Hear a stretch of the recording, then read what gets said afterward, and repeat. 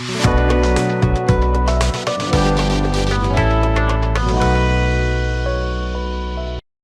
good afternoon. My name is Naomi Shira and I'm a program manager with the Creative Economy Practice. Bonjour, je suis Naomi, je suis créatrice de contenu, je suis à Nairobi. Je vous salue tout le monde. Bienvenue au programme d'accélération de Fashionomics Africa.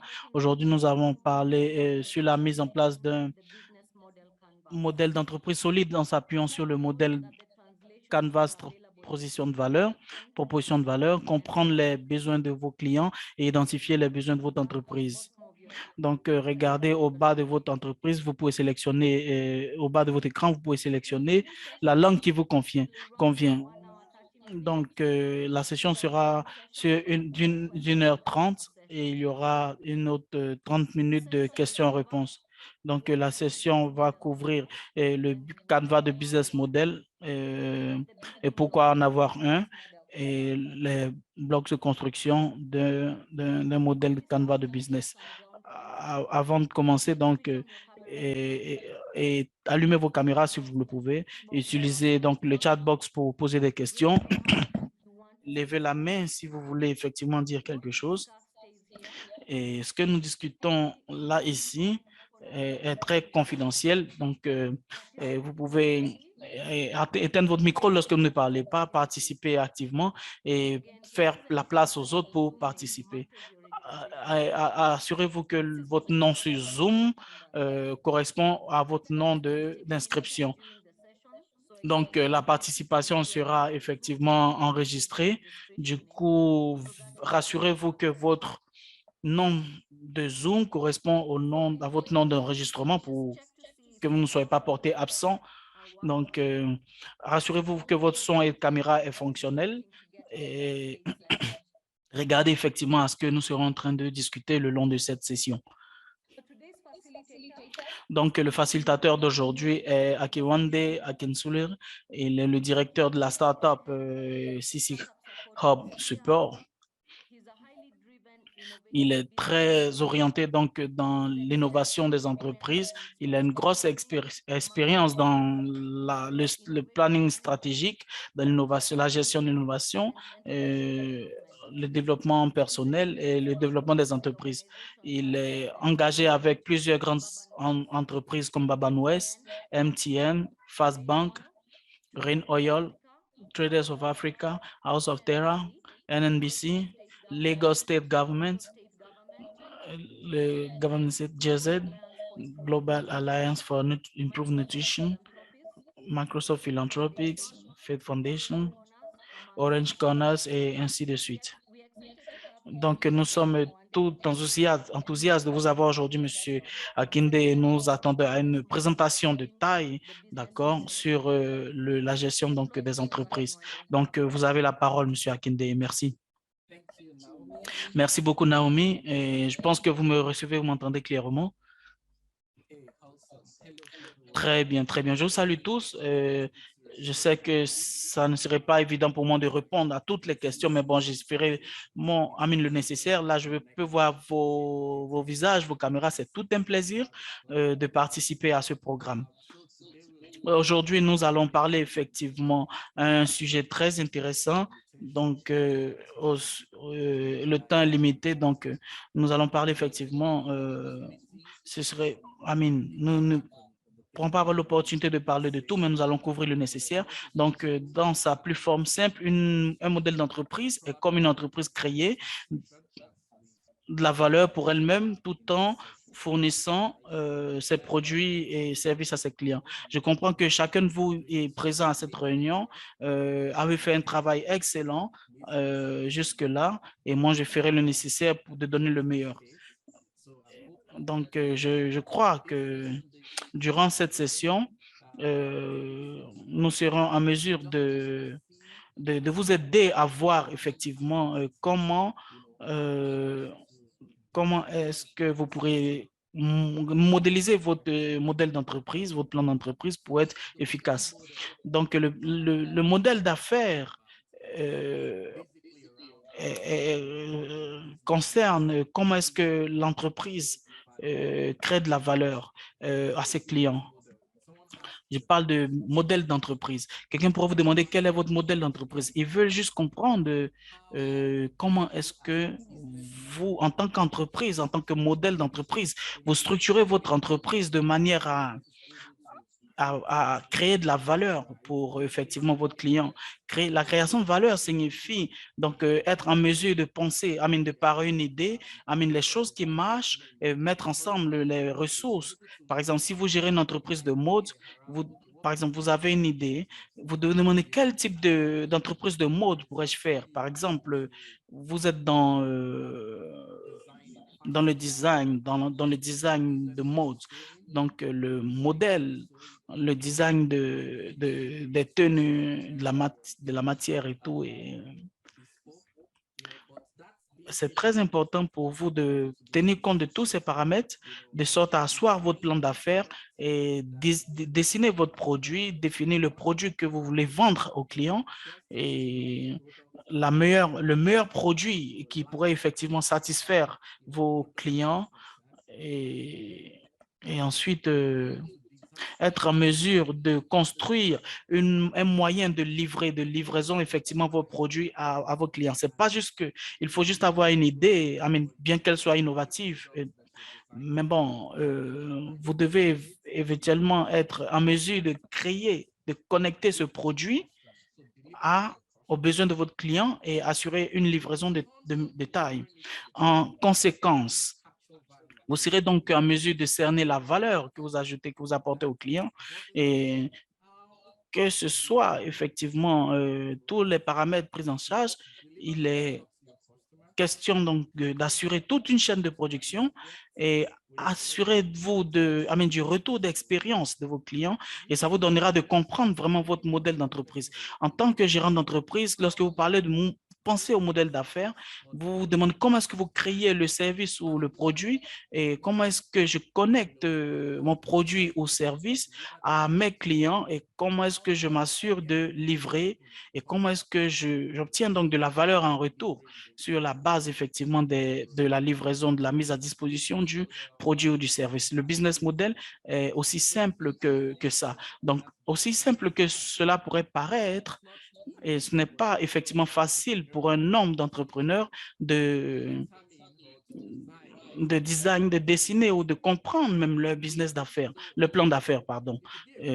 Ça peut être une tâche assez difficile pour pour bien d'entrepreneurs de comprendre, sinon de répondre à cette question. Et c'est la raison pour laquelle nous avons cette session, de sorte à vous, de démocratiser l'information relativement au plan d'affaires et comment est-ce que vous pourrez effectivement construire votre propre business modèle d'affaires et comment est-ce que le développer et couvrir tous les aspects donc de la chaîne de valeur et comment asseoir effectivement un plan d'affaires assez solide et le développer, le porter de l'avant. Donc, une vision, une lecture rapide de ce que cela implique. Il y a des points cruciaux que cela implique. Donc, votre modèle d'entreprise explique comment les principaux moteurs d'une entreprise s'assemblent. Il se concentre sur le plan d'une opération commerciale réussie, à savoir effectivement identifier vos sources de revenus qui impliquent comment est-ce que vous créez de la valeur, comment est-ce que vous générez du revenu, de sorte à ce que, voilà, c'est après tout la raison d'existence de toute entreprise que de créer de la richesse, de générer du revenu. Et il y a certains d'entre vous peut-être qui sont en entreprise, mais ne savent pas vraiment comment réaliser du bénéfice, comment rendre l'entreprise rentable. Et vous n'êtes pas en tant que tel en train de gérer une entreprise. Peut-être que vous êtes une ONG, si vous comprenez les choses ainsi. Même les ONG de nos jours ont des manières effectivement de lever les fonds, de faire du revenu. Donc, le but de toute entreprise est effectivement de gagner du revenu, de faire du bénéfice. Donc, votre plan d'entreprise devrait vous permettre d'identifier votre source de revenus. Lorsqu'on regarde les différentes parties, vous devez effectivement identifier la clientèle cible.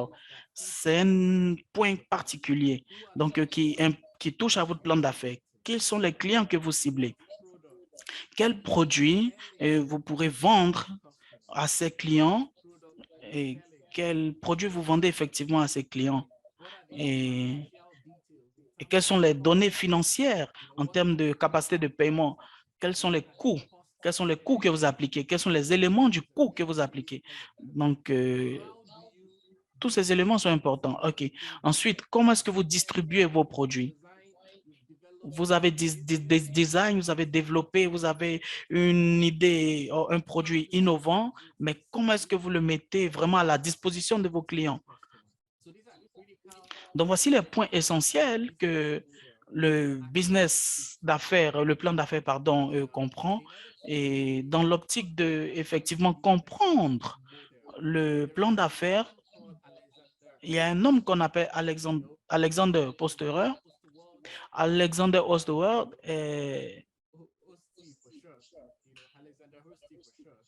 Alexander Hossit, c'est celui qui a développé effectivement un canevas qu'on appelle le business model. Le but de ce qu'il a inventé est de permettre aux entrepreneurs eux-mêmes d'avoir l'opportunité de cerner, de comprendre juste un coup d'œil quels sont les éléments spécifiques à son entreprise. Et je pense que certains d'entre vous, peut-être que tout le monde parmi ici serait familier à ce qu'on appelle un business plan, un plan d'affaires. Si vous avez déjà écrit un plan d'affaires, sinon, veuillez écrire dans le chat. Mais spécifiquement, si vous essayez d'obtenir un crédit, par exemple, oui, je sais que bien d'entre vous ont eu affaire à un plan d'affaires.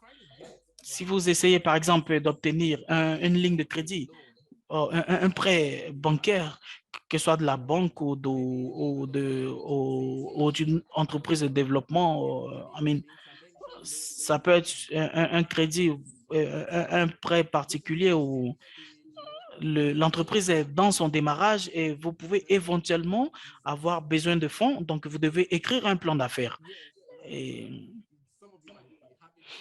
certains d'entre vous pourraient avoir des soucis avec le développement d'un plan d'affaires et peut-être que vous vous trouvez à cette étape. Mais ce qui est intéressant dans la rédaction d'un plan d'affaires, sachez que ce n'est pas juste un document qui doit contenir sur une page.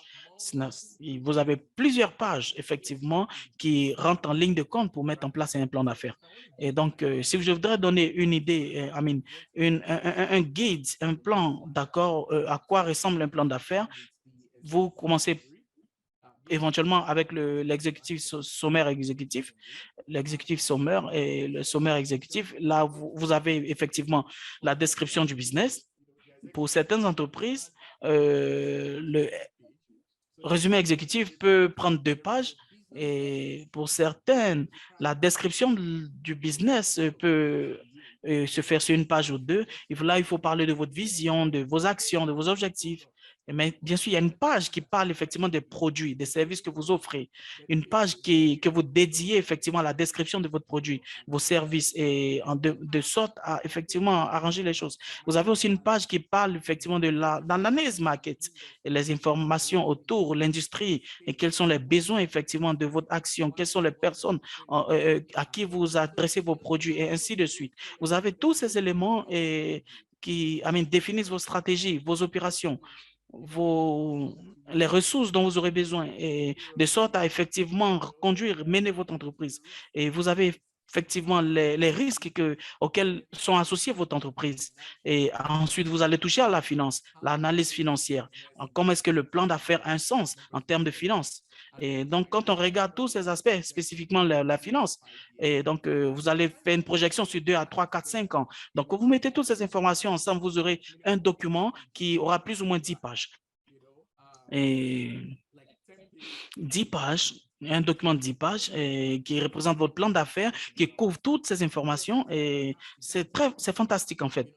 Vous savez, mais le challenge, le problème avec le business plan en lui-même, c'est que alors que c'est très bien, un bon document qui vous permet effectivement et articuler littéralement tous les aspects de votre entreprise, mais il vous donne de penser, de réfléchir à tous les éléments, tous les aspects de votre entreprise et d'écrire tout ça sur papier, mais non plus, Ça nous donne pas de revoir votre système d'entreprise et ça rend pas les choses faciles. Par exemple, vous voulez regarder, revoir effectivement comment est-ce que vous créez de la valeur, qui sont les personnes pour qui vous créez de la valeur, comment est-ce que vous livrez vos produits. Vous aurez plusieurs pages, effectivement, et plusieurs aspects à toucher. Mais un plan d'affaires couvre quoi Alexandra, par exemple, ce qu'il a dit, est de mettre tous les éléments clés d'un business ensemble, de mettre tout ça sur une seule page, en fait, de sorte à ce que juste la lecture d'une seule page, l'on peut comprendre tous les points essentiels de votre business, juste sur une page, juste une seule page sur laquelle on pourrait voir tous les éléments clés de votre business. Très bien. Du coup, en mettant cela en pratique, vous serez effectivement en mesure de toucher, couvrir toutes les informations dont vous aurez besoin effectivement toutes les informations auxquelles vous pensez lorsque vous gérez votre entreprise sur une seule page. Du coup, nous allons naviguer dans tout ce qui concerne le business, le plan d'affaires et le canevas de plan d'affaires. Je peux voir ici des questions, mais bon, je ne sais pas. Si cela n'est pas suffisamment clair, je vous ferai un retour. Confirmer effectivement que vous me recevez, que vous m'entendez parfaitement. Je vois des personnes qui ont des soucis, donc des problèmes à m'entendre, mais bon, très bien, c'est bien. Très bien. Je pense que ma connectivité Internet est effective. Donc, personne ne devrait avoir un problème. Très bien. Donc, le modèle d'affaires couvre effectivement, développé par Alexander. L'objectif est d'aider toute personne à avoir une template virtuelle. Une template virtuelle qui permet effectivement de avoir une vue d'ensemble effective du business dans son entièreté. Donc, je parlerai effectivement des différents éléments de du business model et de ce qu'il couvre, en fait. Donc, ce que vous avez ici, juste ici, sur votre écran, est le plan d'affaires, le canevas de plan d'affaires, ce que effectivement Alexander a développé. Vous voyez qu'il y a 9 blocs uniques à l'intérieur, 9 points uniques. Donc, ces 9 différents points vous donnent l'opportunité d'apprécier 9 points essentiels, 9 points essentiels relatifs à votre plan d'affaires. 9 points spécifiques qui touchent au plan d'affaires de votre entreprise. Lorsque vous regardez à la partie centrale, vous pouvez voir la souris. La partie centrale parle de la proposition de valeur. Quelle valeur est-ce que vous proposez à vos clients? Ne vous inquiétez pas, je ferai une lecture assez profonde, une intervention assez percutante de tous ces points. Mais regardons juste donner une définition de premier ordre à ces éléments. Nous parlons ici à la proposition de valeur. Qu'est-ce que vous offrez à vos clients? Quelle valeur vous ajoutez à ces clients? Quel avantage vous leur apportez ou à cette segmentation de clientèle que vous êtes vertueux à toucher? Bon, lorsque vous regardez ces 4 blocs, à gauche, ces 4 blocs à gauche, parlant de proposition de valeur au milieu, mais on a 3 autres à côté, les activités clés, les ressources clés et les partenaires clés. Donc, ce qui se passe ici, vous gérez tous ces points, ces activités particulières, ces ressources clés, ces partenaires clés, de sorte à créer de la valeur. Donc, tous ces éléments ici à gauche, comme vous voyez ici ma souris, vous voyez la souris qui tourne, sont relatifs à la création de valeur. La création de valeur, vous le faites avec des ressources, avec les activités que vous engagez, que ce soit dans la fabrication, dans l'imprimante, dans l'impression, le design, et ainsi de suite. Vous utilisez vos ressources, vos équipements pour engager dans des partners in order to deliver or in order to create rather the value that you are proposing. Now, when you look towards the right side focuses on how you now deliver the value to your customer segment. So you can see that we have channels, we have customer relationships, then we have the customer segment. So this speaks to delivering the value to your customer segment. So I've talked votre clientèle, votre segmentation de clientèle. Donc, je parle là où là vous créez de la valeur et là où vous livrez, vous présentez donc le produit à vos clients. Et la partie du bas est relative à la structure des coûts et la structure des revenus. Et là, ça parle donc de la structure des coûts. Donc, dans l'optique de cerner les activités, d'avoir des ressources, de travailler effectivement avec des partenaires, vous serez en train de faire d'inclure des coûts. Et alors que vous définissez la valeur que vous proposez à livrer à vos clients, vous aurez in fine des revenus, donc une source de revenus. Mais lorsque vous enlevez le coût de vos revenus, vous avez votre profit. Donc, lorsque vous... So you can see at a glance that you can create your value, you can deliver your value, and you can capture value from customers. So these are the 9 blocks that we're going to be speaking to very quickly. So this is an example, and I'm going to, come back to this. By the time I've run you through the various elements of the business model covers, right? It's important that... C'est très important, effectivement.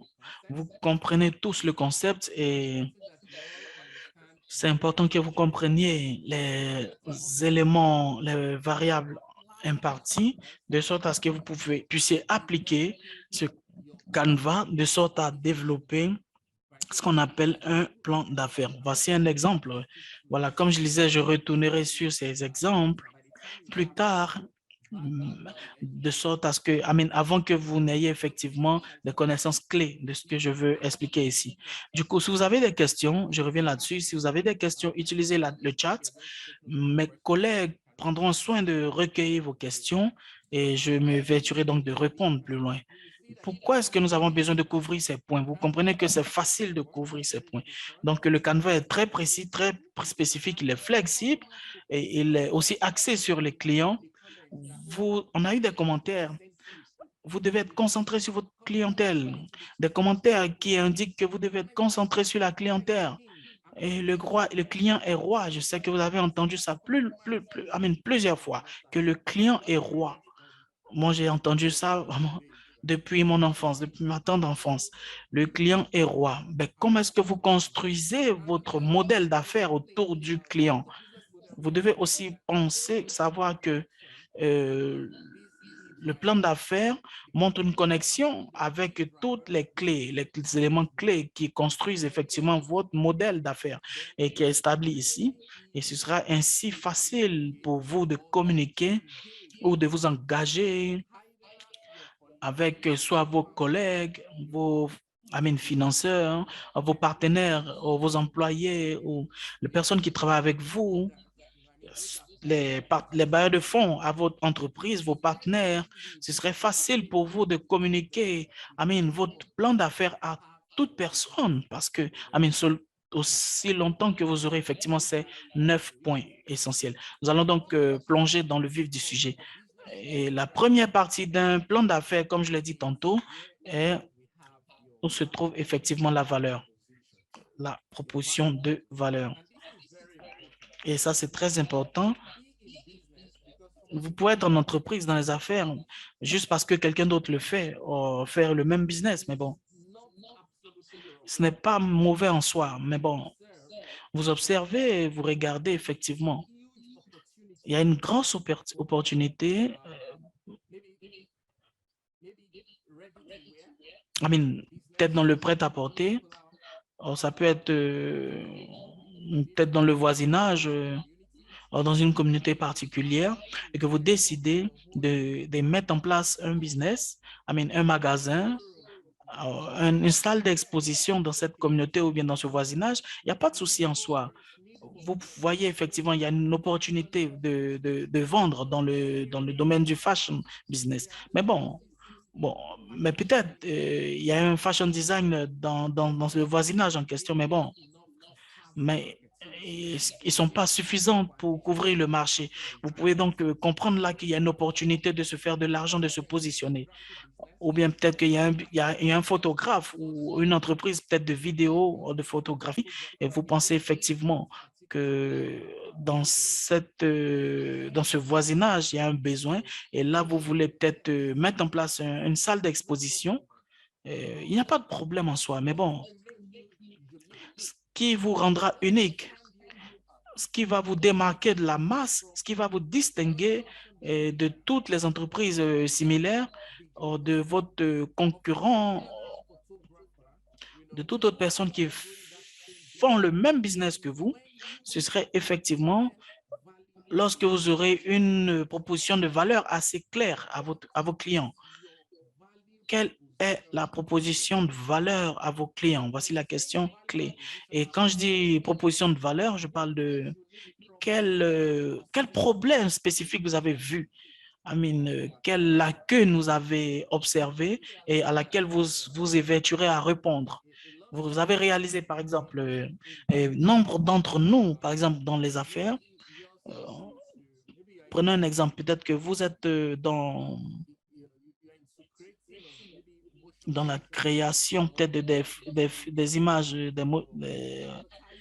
dans la publicité ou des produits de mode ou des produits du cuir, dans les films animés ou dans la production des sacs ou dans les accessoires de mode. Et par exemple, des sacs, ça peut être des sacs d'ordinateur, des sacs de mode pour les femmes. Mais la question qu'on pourrait se poser ici, ou que vous devriez vous poser, est-ce que le fait de design, de dessiner un sac pareil, de mettre un business pareil en place, la question est de savoir quel problème particulier que vous identifiez ici, auquel vous voulez répondre. Par exemple, vous pouvez dire que moi, je fais des chemises, je fais des hauts, je conçois des hauts. Moi, j'ai vu plusieurs types d'entreprises, plusieurs types d'habits, mais je veux que vous vous concentriez, que vous focalisez sur la valeur à proposer. Par exemple, si je pense à mettre un business peut-être de décoration d'intérieur, je dois peut-être penser au confort, je dois peut-être penser à des accessoires assez simples. Ça ne devrait pas forcément être trop, comment je veux dire, extravagant, mais bon.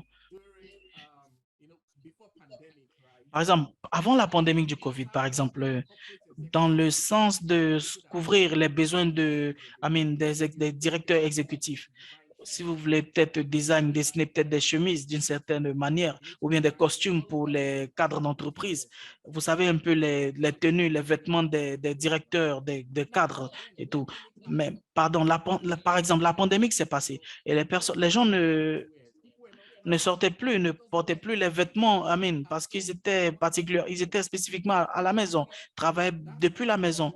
Donc, dans cette petite période-là, quiconque conçoit les habits, effectivement, des cadres d'entreprise seraient, ne seraient pas avantagés. Mais bon, à l'issue de la pandémie, ces personnes-là pourraient peut-être désirer des vêtements qui seraient corrects, qui satisferaient à leurs besoins particuliers. Eux ou le client, mais c'est bon, ce problème spécifique auquel une personne pourrait répondre est définitif, est important. Le truc est de pouvoir connecter le besoin des clients à la valeur que vous créez. Et sachez donc que cette approche est très importante. Encore, je conseille aux gens, lorsque vous pensez à la proposition de valeur à donner à votre entreprise, vous devez toujours penser à, par exemple, fantastique, il y a quelqu'un qui a lancé une usine de masques, par exemple. Vous devez penser à votre entreprise dans l'angle de valeur que vous créez pour les personnes, pour les clients maintenant, là. Quels sont les problèmes présents, actuels, auxquels vous répondez? Donc, être en mesure d'identifier ces problèmes uniques est capital. Une autre manière de compenser donc à la proposition de valeur est de regarder ça dans l'angle, avec l'œil du client. Quelles sont les plaintes, quels sont les soucis que les clients pourraient avoir dans tel ou tel aspect de votre business? Quels sont leurs... sont des questions peut-être de design. Est-ce qu'ils se plaignent sur les finitions? Parlons peut-être du business de la mode. Vous voulez faire un truc assez correct, mais la finition du style n'est pas assez correcte. Donc, vous devez apprendre, vous devez donner attention, prêter attention au retour d'expérience des clients. Quelles sont les difficultés ou les problèmes qu'ils ont avec, par exemple, les finitions et tout. Ça vous permettra effectivement de revenir sur votre business et d'articuler votre proposition de valeur.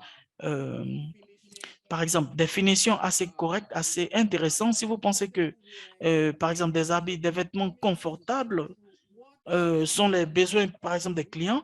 Tout ça vous permet donc de penser effectivement, sinon de repenser la proposition de valeur pardon, à apporter à vos clients. Je vais avancer sur un autre aspect qui traite de la valeur, la proposition de valeur.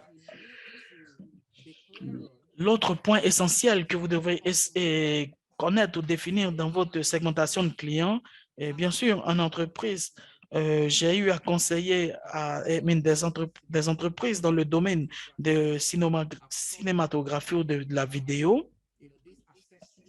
Et je parlais, par exemple, des accessoires dont ils auront besoin. Et j'ai parlé aux entreprises peut-être de mode, de maquillage, de make-up et tout. Est-ce que, en leur demandant, est-ce que vous avez été en mesure à cerner le besoin? Et la question qui se pose, quel est le segment de clientèle que vous voulez servir? Très rapidement, c'est important pour moi de vous dire à ce niveau que lorsqu'une entreprise essaie de cibler toutes les personnes vivant dans ce monde, de les voir comme des clients, mais une entreprise qui s'engage dans cette direction est vouée à l'échec. Voilà. Sachez que tout le monde, sur cette terre, pourrait aspirer à être votre client. Mais bon, lorsque vous définissez, dans le début de votre affaire, de votre business, et vous ne devez pas avoir une proposition de valeur pour tout le monde à la fois. Et pour la rendre attractive pour votre entreprise, il faut cerner les préférences des clients car elles sont différentes. Qu'est-ce que les clients désirent? Toutes ces approches, ces variables sont assez différentes. Par exemple, telle qu'une personne du troisième âge, par exemple, une personne de 60 et plus, amen. Nous parlons peut-être d'une vieille personne. La manière dont cette personne porte une chemise ou son pantalon serait différent de la manière, par exemple, qu'un jeune de 20 ans va s'habiller ou la manière dont une jeune fille de 18-19 ans va s'habiller ou un jeune de 20 ans va porter son pantalon. Donc, lorsque vous regardez, effectivement, permettez-moi de regarder un peu des célébrités. Par exemple, parlons de Steve Harvey. Regardez, tel qu'il porte ses costumes, son pantalon, vous voyez que son pantalon est flottant. C'est flottant carrément. Ça pend pratiquement, ça. Vous regardez TV James, la manière dont il porte des costumes, c'est suffisamment ample. Ce sont des célébrités qui portent des costumes, mais la manière dont le costume se présente, c'est différent que Justin Timberlake va porter ses costumes. Ses costumes ou ses pantalons assez serrés près du corps. Donc, il y a toute une différence à se faire. Il y a une différence dans le goût des clients. Vous devez être assez clair sur votre cible, quelle sont la segmentation de clientèle que vous ciblez. Donc, voici ici bien d'entreprises qui ont un problème, un souci à ce niveau, parce qu'ils ne sont pas en mesure de souligner, de mettre en lumière ces aspects. Donc, ce que vous verrez ici, par exemple, lorsque vous êtes assez clair sur la segmentation de clientèle que vous voulez toucher, ça vous facilite la vie, ça vous permet d'identifier facilement la meilleure manière de toucher, d'atteindre cette clientèle. Parce que c'est assez facile de définir un plan d'affaires et d'identifier la clientèle. Il y a tout un canevas, tout un chemin à pratiquer pour y arriver. Et définir le canal par lequel vous allez passer, vous devrez effectivement savoir comment est-ce que vous parviendrez à le faire. Si vous n'êtes même pas en mesure de cerner qui est-ce que vous voulez toucher, or comment est-ce que vous allez le faire, ça pourrait être un problème. Raison pour laquelle c'est important donc de savoir votre segment de clientèle. Et par exemple, est-ce que je me pose la question, est-ce que je cible, par exemple, le marché de masse, le marché global? Parce que quand vous regardez, par exemple, les revenus, la grille des revenus au travers des populations, il y a des populations qui touchent de grosses sommes mensuellement. Nous les appelons les personnes à revenus très élevés, des personnes qui touchent de grands salaires. Donc, par exemple, cette tranche de personnes se différencie de la masse.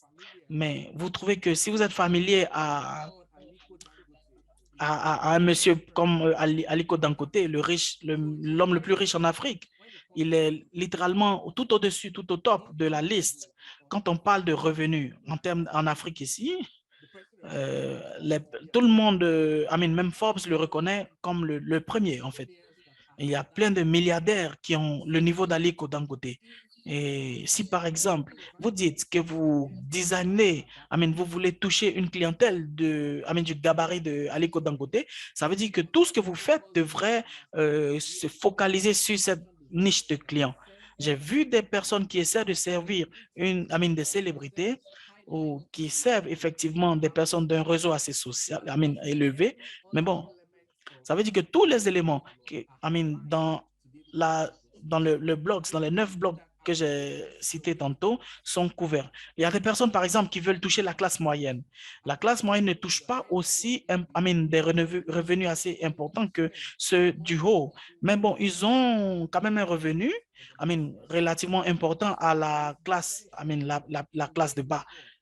Par exemple, quand vous célébrez, par exemple, une niche pareille, il faut donc cibler et ça vous donnera donc de savoir comment est-ce que vous investirez dans votre business. Donc, parlant peut-être du genre ou du sexe ou du genre que vous voulez éventuellement servir ou cibler, vous devez trouver effectivement le niveau de revenu du segment que vous voulez toucher. Le niveau de revenu dépend effectivement de leur capacité de paiement. Qu'est-ce qu'ils ont en plus après, bien sûr, avoir couvert leurs besoins de base, la nourriture, la maison et tout, qu'est-ce qu'il reste comme argent pour dépenser? Fashion products. So that informs. Donc, ça vous informe effectivement sur le type de personnes que vous devez cibler. Et lorsque vous êtes suffisamment clair sur la cible de clientèle à couvrir, par exemple, vous voulez toucher peut-être les femmes mariées ou les femmes célibataires, les femmes enceintes. Donc, voici un peu comment les mentalités, comment est-ce que les accessoires doivent être articulés.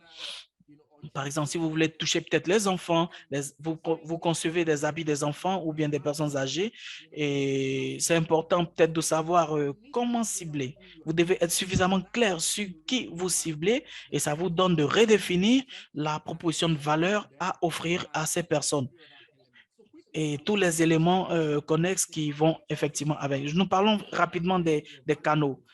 Maintenant que vous avez défini votre proposition d'affaires, vous avez défini votre cible, comment est-ce que vous connectez votre client, votre cible à vos produits? Comment vous connectez votre client à vos produits? Et si, par exemple, vous êtes par exemple dans la production des habits peut-être de mode, comment est-ce que vous connectez vos clients avec vos produits particuliers? Et je voudrais que vous regardez de tous les angles, de part et d'autre. Le premier angle est l'aspect marketing. Comment est-ce que vous parlez de votre produit? Comment est-ce que vous faites la publicité de votre produit? Comment est-ce que vous le marketez? Comment est-ce que vous le poussez de l'avant, vers vos clients? Et la deuxième partie est lorsque vous avez un message. Lorsque ces clients-là publicité, on vos messages, comment est-ce qu'ils commandent, comment est-ce qu'ils commandent vos services. Et voici un aspect assez important à observer. Comment est-ce que ces clients-là achètent, comment est-ce qu'ils passent la commande, vis-à-vis de vos clients. Et ça dépend donc du canal. Et c'est très important. Je réalise que beaucoup d'entre nous, par exemple, les canaux que vous utilisez peut-être sont physiques aujourd'hui. On a des personnes qui travaillent, par exemple, dans des magasins. Des gens vont venir dans vos magasins et vous allez peut-être prendre des mesures. Ils vont peut-être là acheter directement. Mais aujourd'hui, nombre de personnes vont sur le plan numérique, en ligne, lancent des campagnes de marketing en ligne de sorte à faire passer le message et de sorte à sensibiliser, faire connaître votre produit. Et les personnes peuvent éventuellement commander, passer des commandes directement en ligne. Et il y a des gens qui utilisent WhatsApp et c'est très efficace. Il y en a qui utilisent Instagram, ils le font de manière assez correcte. Ils arrivent à mettre en avant leurs produits et à toucher donc des personnes qui vont passer des commandes. Du coup, vous devez trouver le canevas par lequel vous passez pour effectivement mettre en avant vos produits. Ensuite, un autre canal, un autre canevas. Par exemple, vous utilisez, par exemple, le partenariat. Le partenariat, c'est très important. Par exemple, vous pouvez avoir un showroom physique. Par exemple, il y a des personnes, par exemple, ça peut être un supermarché. Vous avez des gens peut-être qui ont une salle d'exposition où vous pourrez exposer vos produits. Et ça aussi, ça rentre dans le cadre du partenariat. Et c'est très important, donc, de comment est-ce que les gens peuvent être et travailler en ligne et de toucher vos clients.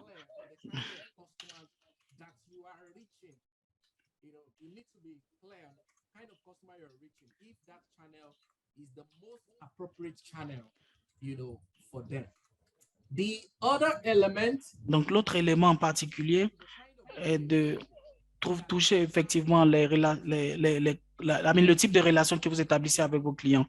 Et c'est important, l'interaction que vous avez avec vos clients, c'est très important. Et je le dis encore, le client est roi. Le client est roi, le client est roi, le client est roi. Si vous avez une entreprise et que l'entreprise ne lève pas suffisamment de revenus pour vous, c'est parce que peut-être que vous n'avez pas assez de clients. Et si c'est le cas, le business va mourir. Donc, par exemple, quelqu'un qui utilise Marketplace, il y a quelqu'un qui utilise un marqueur, je vous prie de ne pas le faire, s'il vous plaît. Et merci de ne pas le faire de sorte à ce que tout le monde puisse voir le slide de manière correcte. Et je vous prie, s'il vous plaît, d'effacer un peu l'écriture qui a été faite. C'est important pour faciliter les choses. Très bien. Très bien. Maintenant, lorsque vous avez des clients, vous avez acquis des clients au travers de vos canaux différents, mais par exemple, ça peut être le référencement, le marketing mailing, email et tout. Quelle serait la stratégie pour conserver vos clients? Comment vous assurer que vos clients, effectivement, sont là, restent avec vous? C'est là que la relation client joue. C'est là que la relation client est mise à niveau. Comment est-ce que vous gardez vos clients? Est-ce que vous allez vous engager, sur une base hebdomadaire, par email ou par les newsletters, parce que vous allez le faire par posting tous les jours via les réseaux sociaux. Vous allez leur envoyer des messages le jour de leur anniversaire. Voici un peu des aspects donc, qui vous donnent de conserver vos clients, de maintenir l'interactivité avec vos clients. Alors, par exemple, achète un et tu as 2 produits gratuits, un autre gratuit. Et en ce faisant, vous avez peut-être, quelles sont ces choses que vous mettez en place pour garder vos clients? Et voici effectivement les choses qui rentrent en ligne de compte dans la relation client. Et selon ce que nous ferons ici, ce que vous ferez et en faisant ces choses, vous parviendrez effectivement à agrandir votre base clientèle. OK. Vous devez aussi savoir effectivement comment gérer cette clientèle. Pour ceux qui ont des plateformes en ligne, ceux qui utilisent seulement des plateformes en ligne, vous devez aussi penser à cela. Comment est-ce que je m'assure donc de garder mes clients satisfaits? lorsqu'une personne vient dans un magasin physique et donc il y a plusieurs manières d'approcher la personne, de discuter avec la personne. Toutes les techniques d'approche, tous les aspects paparazzi, et de sympathiser. Vous pouvez permettre à la personne de se sentir très à l'aise. Peut-être lui offrir de l'eau, du café, du jus. Et parce qu'il est là en présentiel. Vous devez aussi prendre au sérieux la manière dont que vous pourrez pousser à séduire le client. Comment est-ce que je le maintiens content, ce client qui est présent? Et même, ça se passe de la même manière quand c'est en ligne. Et comment est-ce que je m'arrange à maintenir mes clients contents? Il y a des gens, par exemple, votre personnalité n'est pas forcément une personnalité engageante. Vous devez savoir, vous devez apprendre comment, par exemple, quand vous menez votre entreprise, vous devez peut-être pour louer les services d'un gestionnaire de service client, pour gérer vos clients, mais c'est très important, de gérer vos relations clients. Par exemple, envoyer des newsletters, faire des créations de contenu, célébrer les anniversaires de vos clients par des simples messages. Le plus important est d'obtenir effectivement un retour client relativement à vos clients. Il faut vous assurer d'avoir un retour d'expérience des clients et comment est-ce que vous obtenez effectivement des retours d'expérience des clients et alors qu'ils achètent effectivement nos produits. Et c'est très important parce qu'un client qui vient acheter, il le fait parce qu'il est satisfait. Et voilà un autre point important. Donc, une autre partie importante, c'est la source de revenus. Donc, les sources de revenus parlent effectivement de comment est-ce que vous avez mis en place un produit intéressant, vous l'avez mis à la disposition du client et quelle est la valeur pour laquelle le client paye pour tel ou tel produit que vous avez mis en place. Parce qu'encore, voici là où votre structure de prix, la stratégie de prix vient en place, le modèle de prix que vous mettez en place. Et donc là, les clients devraient effectivement avoir un retour d'expérience, une valeur pour laquelle ils dépensent. Donc là, la question de comment est-ce que la stratégie de capturer les clients et de proposer une valeur. Voilà, certaines personnes pourraient être très créatives sous cet aspect. Je pense que des gens qui sont dans le sens de la mode, par exemple, dans la mise en place de votre prix, par exemple, vous dites, par exemple, ce sac-là pourrait coûter, par exemple, $20 ou $10 ou $100 ou peu importe ce que c'est. Peu importe le prix que vous mettez là-dessus, peut-être 5 et 15 livres. Que ce soit en Ghana Cedi ou en Naira ou peu importe. Il y a un prix fixe, d'accord, qui tourne autour du prix, que vous mettez. Donc, vous devrez effectivement vous assurer que le coût que vous avez subi et toute la valeur que vous ajoutez effectivement. Et ici, nous ne disons pas forcément que vous ne devez pas penser juste à ça, mais définir d'autres modèles de revenus que vous pourrez mettre en place pour promouvoir mon entreprise. Est-ce que je peux peut-être mettre ensemble un produit, faire un package de produits à vendre à des clients? Par exemple, est-ce que je peux faire un bundle, un package de produits? Par exemple, vendre une chemise et un pantalon. Spécifiquement, je vends des chemises, je vends des pantalons. Est-ce que je peux faire une mise ensemble de produits à vendre, par exemple, une chemise et un pantalon et vendre à un prix spécifique? Est-ce que je peux, une chemise, par exemple, qui s'accorde avec un pantalon particulier et vendre ensemble? Par exemple, un client qui allait peut-être acheter les articles individuellement, mais quand il voit le prix d'ensemble d'un package, il peut payer moins et bien sûr, il va passer un ordre d'achat. Donc, ceux qui sont tous ceux qui sont dans le film, dans la vidéographie et tout, quel modèle de prix s'aligne effectivement à cette segment de clientèle. Et une chose importante au niveau des sources de revenus, et si vous parvenez à mettre votre client dans un système de souscription, c'est parfait parce qu'il y a un revenu qui est issu des souscriptions et c'est très important. Parce qu'en fin de compte, vous serez en mesure effectivement d'avoir un revenu supplémentaire. Et, par exemple, si vous travaillez peut-être avec une entreprise et vous avez une entreprise qui est client chez vous, à qui vous fournissez des accessoires et tout, ça peut être peut-être des chemises ou des petits gadgets ou des uniformes pour, par exemple, le personnel de cette entreprise. Vous devez penser effectivement à comment est-ce que je mets en place un modèle de revenus, un flux de revenus pour, je vais peut-être vous poser la question sur leur fonctionnement, comment est-ce qu'ils fonctionnent, comment est-ce qu'ils font leur recrutement et tout. Vous devez comprendre comment cette entreprise-là fonctionne de sorte à promouvoir des services qui vont effectivement satisfaire à leur business. Réfléchissez continuellement comment est-ce que vous pouvez recollecter de l'argent, recevoir de l'argent de ce segment de clientèle que vous touchez. C'est très important. Pour ceux qui peut-être on travaille sur plusieurs segments de clientèle, et rassurez-vous que votre prix et vos produits s'appliquent effectivement à ce segment de clients. Et en fin de compte, par exemple, si votre segment de consommateur est la classe, populace, la populace, il y a beaucoup de personnes là-bas, mais bon, ces personnes-là ne pensent pas forcément à la qualité. Ils ne pensent pas vraiment à des designs assez chers, assez coûteux. Ils sont vraiment de la classe populaire. Tout ce qui les implique, tout ce qui importe pour eux, c'est d'avoir quelque chose à mettre à un prix très abordable. Vous voyez peut-être des gens qui veulent peut-être utiliser des motifs, des designs de très bonne qualité, mais bon, vous avez des articles assez moins chers qui sont peut-être produits en Chine, comparativement à ce que vous faites, mais bon, les gens iront peut-être acheter moins cher parce qu'ils sont de la classe basse. Donc, le marché de masse vend les choses moins chères. Vous devez donc penser donc à la production de masse pour eux, pour cette niche. Parlant de production de masse, on parle d'économie d'échelle et vous produisez des quantités suffisantes, des quantités énormes et ça implique beaucoup de choses. Mais bon, vous devez réaliser aussi la structure des prix et de sorte à ce que ce soit raisonnable pour la niche que vous voulez servir. Mais vous voulez, par exemple, toucher la classe moyenne, par exemple, ceux-là, ils sont intéressés par la qualité. Par exemple, les clients peut-être d'entreprise, vous devez jouer sur la qualité.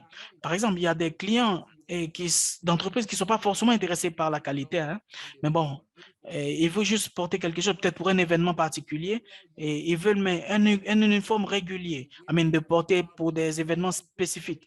Donc, ça jouera un peu sur le type de matériel, de tissu que vous utiliserez. Du coup, vous devrez penser à tous ces aspects qui influencent le prix, des choses que vous mettrez en avant pour définir votre source de revenus. Donc, le point qui vient après, c'est la ressource clé, les ressources clés. Et c'est là que vous devez définir, aller dans le détail des choses, en fait. Et quelles sont les ressources financières dont j'aurai besoin éventuellement, de sorte à produire de manière effective et recréer de la valeur, effectivement, pour mes clients. Bien sûr, les ressources financières sont importantes. Nous parlons de capital. De combien aurais-je besoin, effectivement, pour laisser mes opérations continuer? Est-ce que j'aurais besoin d'acquérir des équipements physiques, parlant des ressources physiques et les différentes machines que nous pourrons utiliser, et, par exemple, les machines de couture et toutes ces choses importantes, les caméras et tout, et quelle caméra de Canon, de Mac je devrais utiliser, par exemple, si je suis dans le film, quelles sont les vidéos, les caméras de qualité que je devais utiliser. Vous devez savoir tous ces éléments, vous les identifier et vous trouvez donc les ressources qui sont très importantes pour mon business.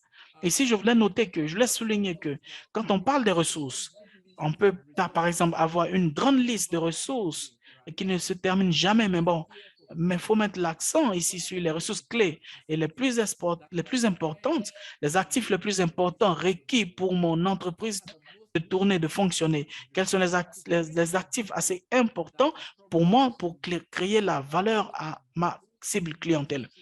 Quels sont ces aspects, ces actifs assez importants? Et c'est là que vous devez penser. Par exemple, si je dis je veux être en mesure de, par exemple, fournir des vêtements, dont la finition est excellente, pardon, et quels sont les éléments, les accessoires dont j'aurais besoin effectivement pour avoir ces finitions excellentes. Vous ne devrez pas forcément faire construire, faire fabriquer les accessoires à l'étranger. Par exemple, peut-être que vous pourrez avoir ici, ou peut-être vous devez faire ces choses-là par vous-même. quelles sont les machines dont j'aurais besoin pour jouer sur les finitions, parce que les finitions de taille font partie de ma proposition de valeur. Par exemple, si votre liste de clients, par exemple, est assez exigeante, par exemple, des personnes peuvent avoir des designs assez excellents, mais bon, voici des choses importantes que vous devez avoir. Là, vous devez penser effectivement à qui sont mes personnes, qui sont les gens avec qui j'ai travaillé et tout, mais bon. Donc, ce faisant, vous parviendrez effectivement à réunir tous les éléments nécessaires pour apporter effectivement de la valeur. En même temps, si vous n'avez pas, par exemple, pas les compétences nécessaires pour y arriver, mais quand même, vous voulez créer peut-être de la valeur, quelle serait donc l'approche intéressante que je pourrais adopter? Vous devez peut-être avoir des personnes qui disposent des ressources nécessaires. Et l'autre point à toucher, donc, c'est les partenaires clés. Les partenaires clés. Je vais faire une petite activité ici. L'activité clé, par exemple, les activités clés dont je parlais tout à l'heure. Par exemple, vous avez identifié les matériels, les ressources dont vous aurez besoin, les machines, les matières premières, les tissus. Vous avez besoin d'espace, des machines, peu importe ce que ça implique. Mais bon, maintenant que vous avez identifié ces ressources, quelles sont les activités clés qui interviennent within your business? de manière continue? What you're doing is you're sewing garments, maybe maternity garment. Production needs to happen. You're sewing nose masks. Production needs to happen. You need to have that system in place. What are those things that you have to be producing? Supply chain, you have to buy raw materials, right? So supply chain needs to happen, how assessing your raw materials. So that needs to happen, right? Designing for those that are actually creating the design that they produce. Designing needs to happen, which you can also capture as the problem-solving part. Marketing needs to happen. A business can survive with active marketing. So you need to look at, okay, what are the key activities that I'm going to be doing, right? And what's going to be the structuring for these activities? What's it going to look like? So you have your key resources, you have your key activities. Then you have the key partners. The key partners talks about who are the people that you're going to need to help you make your business model work. How will they help you to perform some of the key activities that you want to perform? How are they going to help you either in acquisition of those resources that you need, or coming in to provide support, more like augmenting the resources that you have? This is where it becomes critical, right? So you need to think about the supplier of your raw material as a partner. If the supplier of your raw material, of your fabric, maybe there is a unique supplier that supplies you some certain kind of fabric. If they don't supply, you won't be able to design to meet that need, right? So you need to think about them as partners. Who are the people that provide, some sort of, either in form of supplying raw material or in form of providing certain services? I understand that for some of you are starting out in fashion business, you have certain machines. When you want to do certain elements of your work, you go to another fashion designer that has such machines, right? So you must consider that other fashion designer as a key partner, because if you complete the parts that you have machine for, and it's not offering you his machine to do the other parts, you're going to be losing out. You're not going to be able to deliver that value to your customer. So everyone involved in providing that support to you, they are key partners, including people that help you with distribution, including the logistics person that does the delivery for you, including, everyone across that chain, they are your key partners. And the last part, or the last block, is the cost. What will it cost you to operate your business model? It's a very important question, you need to answer. How much will it cost you? Looking at it from, the requirements that you've listed, right? What are the most important costs that are going to incur? Is it rent? Is it daily utilization of certain resources? What are your fixed costs? What are your variable costs? See, you think about your fixed costs as costs that don't change over the course of 1 year period of running your business. For example, the rent that you pay over the space that you use, it's a fixed cost. It does not change over the period. You know, the machine that you put in your space, that cost is fixed. It does not change over the period. But when you say variable cost, now you're thinking about what are those costs that change with your volume of production, right? So for example, maybe per month you produce like, let's say you churn out 1,000 units of your product every month. And that is what you were doing. That's what you did in October. That's what, you know, you're doing now in November. But by December, you get an order for 5,000 units. It means that you need to increase the raw materials that you will need to produce that 5,000 units. That means the cost for producing it is going to vary. So that's where the variable cost comes in. So the cost component that changes based on the volume that you are going to produce is the variable cost. So you need to identify what the fixed cost and the variable cost, you know, really means. And economy of scale simply talk about how do you leverage volume, you know, to be able to more like optimize your costs, you know. So instead of going to the market or reaching out to your supplier to supply 500 items each time, how do we buy 10,000 at a time such that we can now use the 10,000, you know, over a period of time to produce what we are producing. So these are the key elements that we'll touch on when it comes to the business model canvas, and they help you understand how to effectively look at your business and design a business model canvas for your business. So in conclusion, the business model canvas provides a way to show the key elements of any model on a single sheet of paper. So on a one-pager, you know, on a one-pager, you can see what it is like. On a one-pager, right, you can see what it is like to, you know, run that your business on a single one-pager. The business model canvas is based on 9 building blocks that have interrelationships, you know, among them. 9 building blocks with interrelationships among them. And the business model canvas can be used for any kind of business, be it a startup or an existing business. That's an important thing to note. Either you're just trying to start up or you have an existing business, the business model canvas do work. Okay, so these are additional case studies and resources that you can use in building your own business model canvas. So I'm going to stop now. Okay, what I will do is I'll take you back to the initial slides that has the business model canvas for Sephora while I entertain your questions. So we are now in question and answer session. So Sephora, just like a background information, Sephora is into, you know, makeup, skincare, you know, fragrance, you know, all of those, you know, accessories, really, you know, personal care, beauty products, you know, accessories that, of course, typically used by women, right? That's what Sephora, you know, is into. And they've become like a multinational retailer, you know, of this care and beauty product. They've been around for a while, really.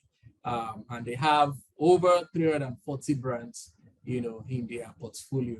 So this is a very high level business model, you know, of Sephora, you know.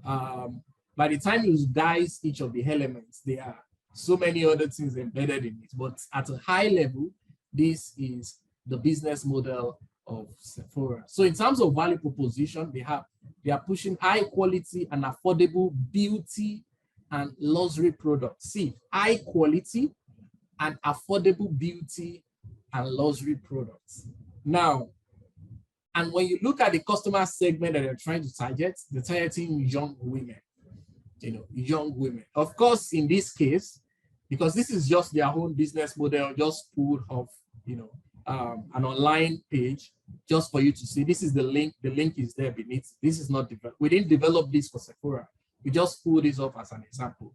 You know, they say young women, but for me, I want you to even define who your young women are. Are they young women in the city? Are they young women who are business executive? You know, define your young women, because young women also have different buying power. But like I said, this is a high level, you know, example. So you can have that on the screen while I look at your questions. So please, Naomi, please, you want to help with the questions, or how do you want us to go about it? Yes, absolutely. Akinwande, thank you so much for the enlightening session. We have managed to collect quite a number of questions and comments. So for starters, the dichotomy between quality versus quantity. Is it possible to achieve both, or what should be the focus be at a given output or strategy level? Okay, a quick response to that is, yeah, quality and quantity are things that you will always have to, you know, make a decision in between as you do your business.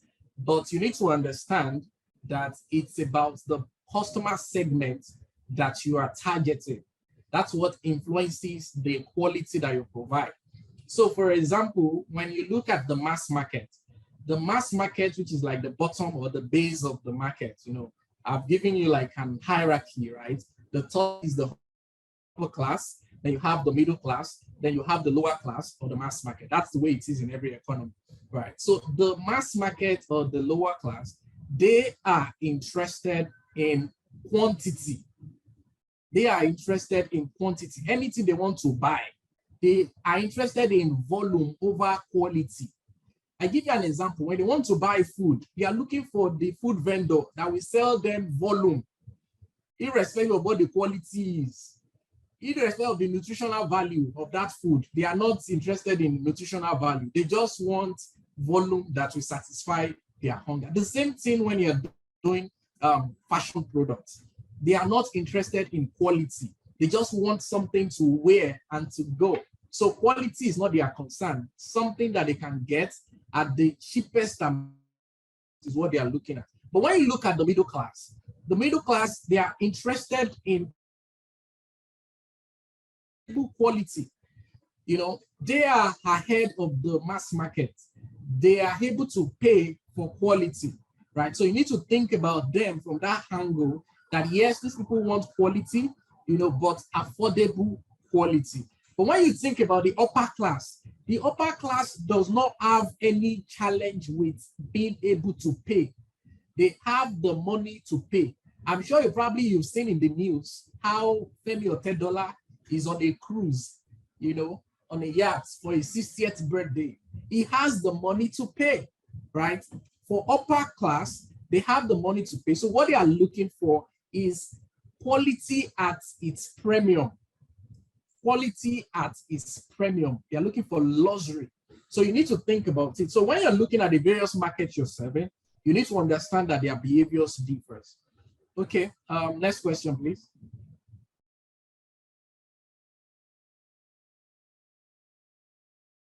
So in the nutshell, you focus on, you know, you decide if you're going for quality based on the need of your customers. Thanks, Akin. Next question, which I guess you've partially answered. So, I mean, premium products, what kind of problems should I satisfy? Then maybe as you just touch on that briefly, what are some of the ways a small business can do their market research to identify this clearly? Identify the solution to profile, right? Yes. So what are some of the ways a small business can do their market research to, I guess, identify their target market clearly? Okay, fantastic.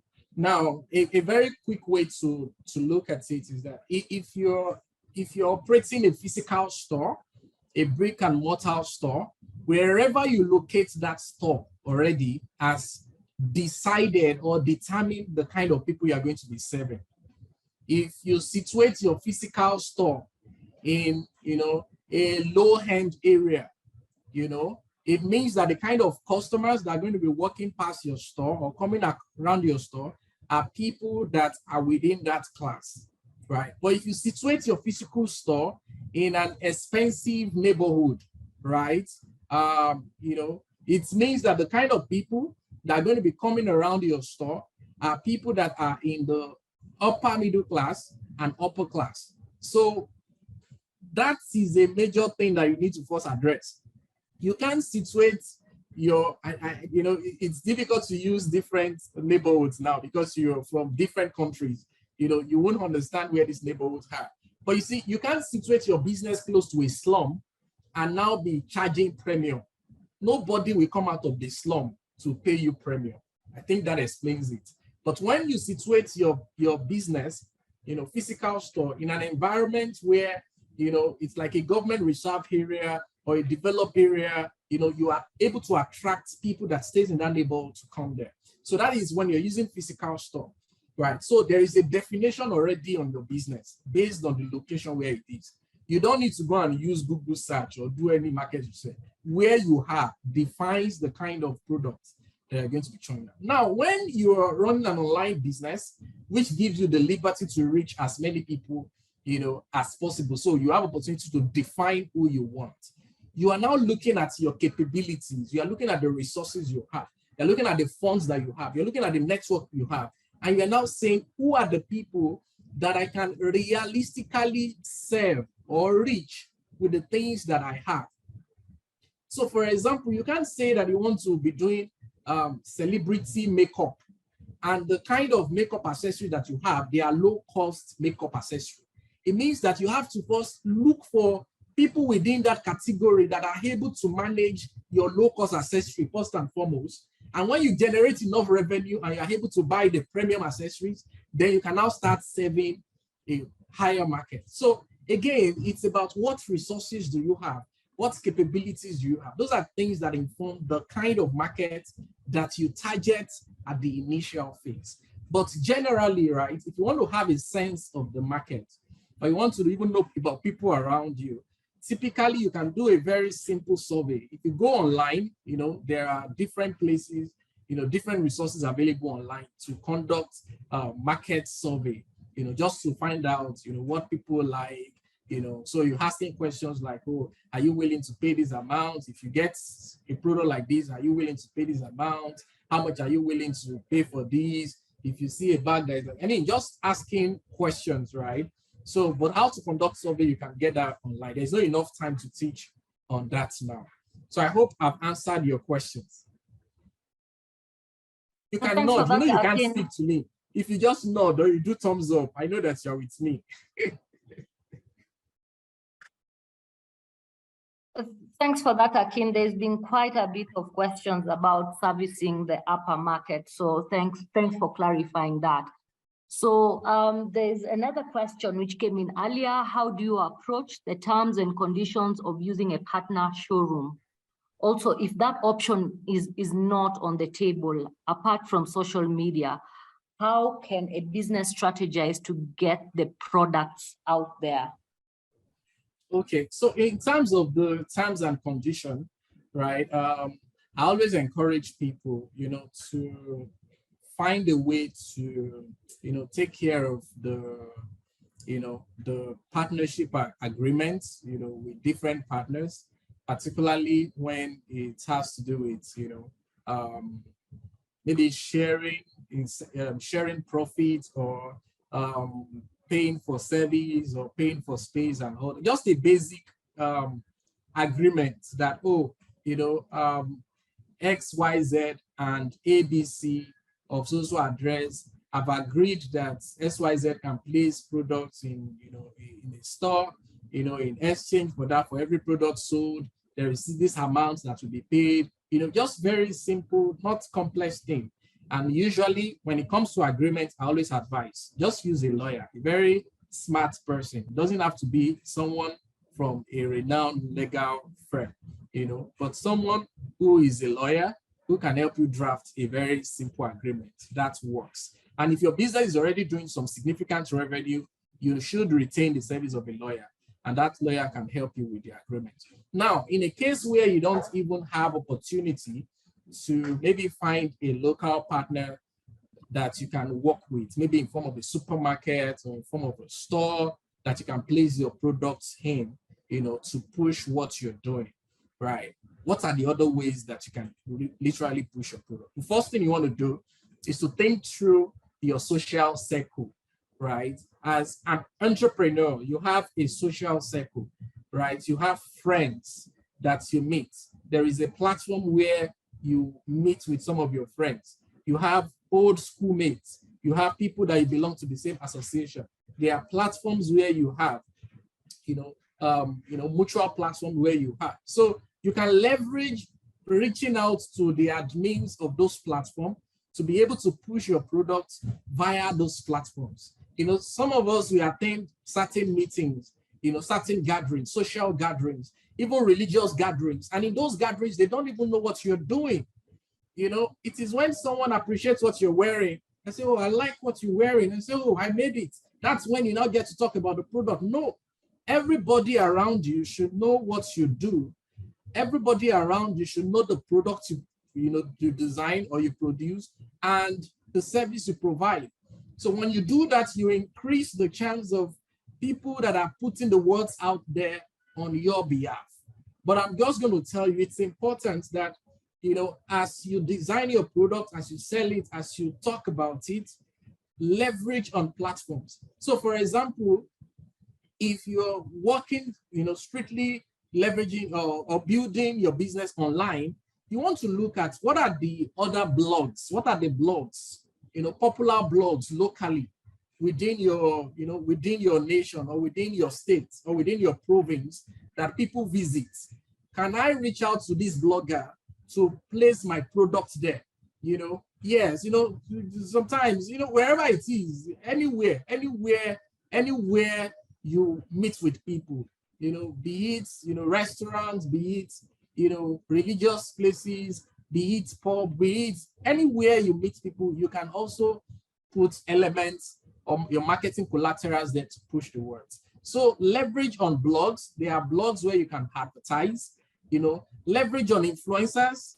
They can do skits around your products. They can help you push your product. Leverage on them. You know, some of you are entrepreneurs. You say you are using Instagram to promote your business and you only have 500 followers. What are the chances that your 500 followers will place order from you in 1 month? So you need to leverage someone who is an influencer that has over 500,000 followers, right? You need to plan it. It's part of your marketing budget. You know, I see people who say, oh, I'm doing business, I'm on Instagram, and you will see their followership, only 100 followers. Who are the people following there? They are followers. You can't build a thriving online business on, and you even check when they post. They only post once in a month. So again, you need to think through this. You know, you're creating value. In order to push your value, you also need to pay money, right, to push your value. Don't always ask for free things. You know, learn to also pay for this service, and you know, and you move on. Say to shake the table small. Okay. Okay, there's quite a number of questions. I'm certain you will not be able to answer all of them in this session, meaning that actually people have been thoroughly engaged, which is a good thing. But just to run on some comments which were mentioned earlier, and just to hear what your feedback is towards this. There was a comment around mass production means fast fashion. Fast fashion means pollution. Mass production means what? So it's a mass production means fast fashion, and fast fashion means pollution. Confusion or pollution? I didn't get that word. Pollution. Pollution. Yes. Oh, okay. See, this is the part that, you know, as Africans, we have to be very, very real, you know, with ourselves. Like I said, there are different categories of customers that you're serving. If you're serving the mass market that can only afford, you know, everywhere you go in the world, right, there are cheap stores. You know, you go to Dubai, for example, you find the 10 dirham store. A 10 dirham store where you will buy a jean for 10 dirham, you will buy a bag for 10 dirham, you will buy, you know, I mean, all the fashion accessories you can think of, you will get it from a, you know, dirham shop. You go to the UK, there is the £1 store, £1 store. You know, you find bag that you buy for £1. You will find accessories that you buy for £1. You will find different things that you buy for £1. The reason why all of that is possible is because of mass production. Mass production. Mass market requires mass production for you to serve them profitably. So you cannot shy away from mass production, right? So what you now need to get right is, if you are the sustainable person that you are very big on, oh, we can't create, pollution and all of that. It means that you can't serve that market. Look for another market to serve. You see, over time, we will find a way to manage, we'll find a way to manage our challenges, right? Because what do you currently find is that predominantly the kind of machines that we use, they are not machines that support, sustainability in the sense of the whole climate change that we're trying to support and all that. But those things gradually will fit in, right? As your business grows from one level to another level, you are able to buy modern equipment, new equipment that you can use, to improve on the quality of your production. But I don't want you to, I don't want you to try to solve a national problem as a small business owner as you have. You can't solve national problem. Leave national problem to the politicians. First, create value to your customers. As you create value to your customers, you are able to hire people that will work with you. Then you are solving an unemployment problem. As you hire people that are working with you, those ones are earning money and they are feeding people. Then you are solving hunger problem. But if you are trying to solve national problem, you want to be the chief campaigner for sustainability or for climate change, you are already on a different path. That's going to be my comment. Thank you, Akin, for that enlightening answer. Now, there's this practical question around communication. How do I reach out to clients in newsletter style without using emails, as these clients generally do not interact or communicate via emails? How to do newsletters without emails? Is that the question? Yes, and how to reach a strong target market that is not necessarily does not necessarily subscribe to newsletters or emails. How do you communicate with that target market, which might not be tech savvy? Oh, okay. Now I get. So reaching a target market that is not tech savvy. It's so interesting that you even find grandmothers these days. Grandmothers they know how to use WhatsApp. Grandmothers are going on Instagram now. Even though they are not so learned, but they are learning how to navigate their way around some of these, social media platforms, right? So what it means is that don't try to target people that are, that are not savvy at all. See how you can build for people that at least they can, they have some basic understanding of how to appreciate technology. The reason I'm saying that is you are able to better understand the need of that market and serve them better, right? But with that said, there are other alternatives, right? Yeah, they are grandparents on TikTok. Thank you, Bridget. The other alternative, right, is to say that how do we use SMS to reach these people? So they're probably using feature phones that are only USSD enabled. Yeah, you can use bulk SMS to reach them. But you see, the point is that there is certain information that you should at least collect about your customers.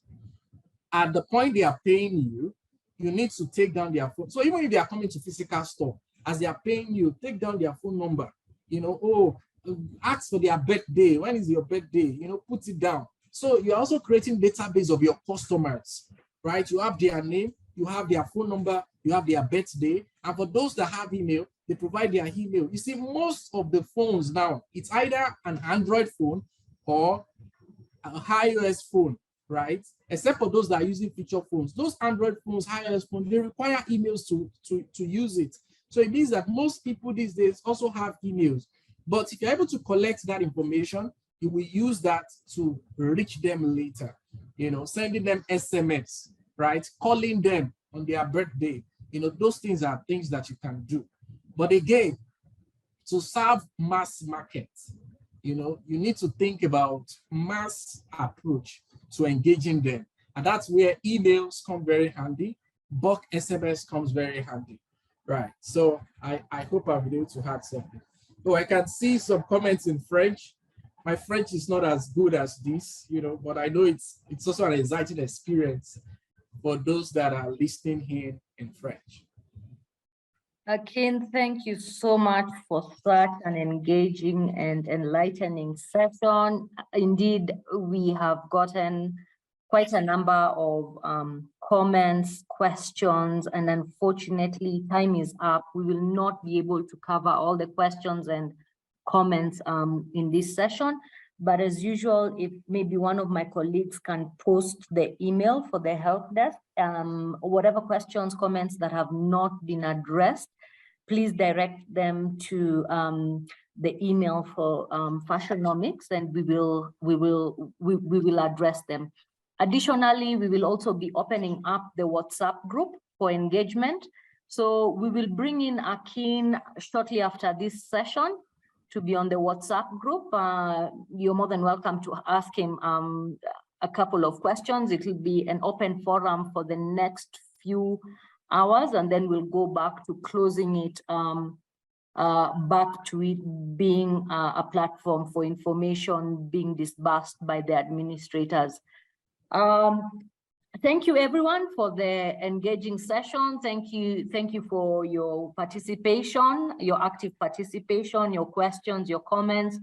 Akin, we cannot thank you enough for taking us through this session, and we will be welcoming you to the WhatsApp session shortly, where people will get the opportunity to ask you additional questions. So with that said and done, thank you all, and we look forward again to another engaging session come this Thursday. So see you soon. Goodbye. Thank you. Goodbye.